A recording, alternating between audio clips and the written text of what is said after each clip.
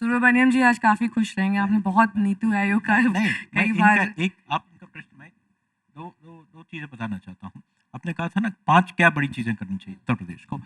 पहली चीज जो हो चुका है, बहुत इंपॉर्टेंट है, जब तक शांति ना हो, जब तक पब्लिक ऑर्डर ना हो, कोई विकास नहीं होता है।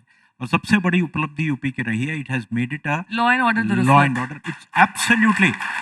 मैंने मेरे बगल में बिजनेस के व्यक्ति बैठे हुए हैं, लॉ एंड ऑर्डर नहीं है तो कोई भी बिजनेसमैन आके 1 रुपए भी नहीं डालेगा। ये जो परिवर्तन आया है पूरे देश को मालूम है, ये एक बहुत बड़ी। दूसरा जो अच्छा किया है, और क्या करना है मैं बताऊंगा। जो इंफ्रास्ट्रक्चर, जब एक्सप्रेसेस की बात चल रही है, the countries best infrastructure is in UP. इसका कोई शक नहीं है, कोई संकोच नहीं है। आई मीन देश के सबसे एडवांस स्टेट महाराष्ट्र गुजरात भी टक्कर नहीं दे सकते।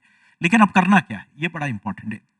4 चीजें आपने 5 बोली, मैं 4 पे एक, यहाँ की सबसे बड़ी ताकत क्या है, यहाँ की लोगों का फौज, यहाँ की प्रजा की जो संख्या है, ये इसकी ताकत है। सबसे पहले इन पे इन्वेस्ट करना जरूरी है।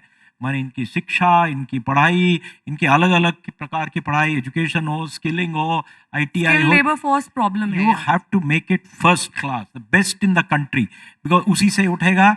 आई मीन तेलुगु में एक सेइंग है ना, देशमंटे मट्टी काद होए, देशमंटे मनुष्य होए। मीन देश मिट्टी नहीं होता है, देश प्रजा होता है। तो प्रजा पे पहले इन्वेस्ट करना जरूरी है, जो भी विजन में नंबर 1।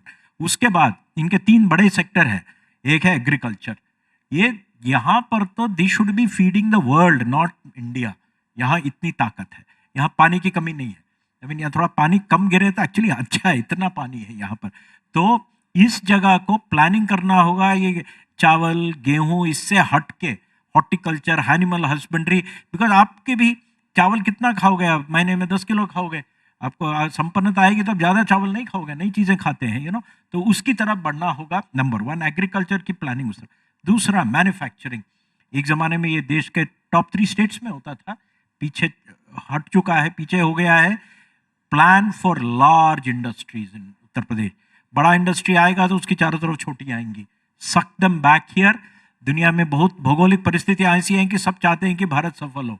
भारत में ये उत्तर प्रदेश इसका फायदा उठा सकता है। इंफ्रास्ट्रक्चर आ चुका है, ये दूसरा। तीसरा आपका सर्विस सेक्टर। आधे से ज्यादा लोग सर्विस सेक्टर में काम करेंगे। आप सर्विस सेक्टर में हैं, ये कमरे में आधे लोग सर्विस सेक्टर में हैं। सर्विस सेक्टर को हम लोग थोड़ा सा नजरअंदाज करते हैं, सोचते हैं अपने आप हो जाएगा। रिटेलिंग हो, एजुकेशन हो, एजुकेशन भी एम्प्लॉयर है, हेल्थ केयर भी एम्प्लॉयर है। सर्विस सेक्टर को ग्रो करने के लिए edu cities, medical cities, tourism cities, इसको डेवलप करना है। यही प्लानिंग कर रहे हैं विशेषज्ञों के साथ, स्टेक होल्डर। इस पे कर लें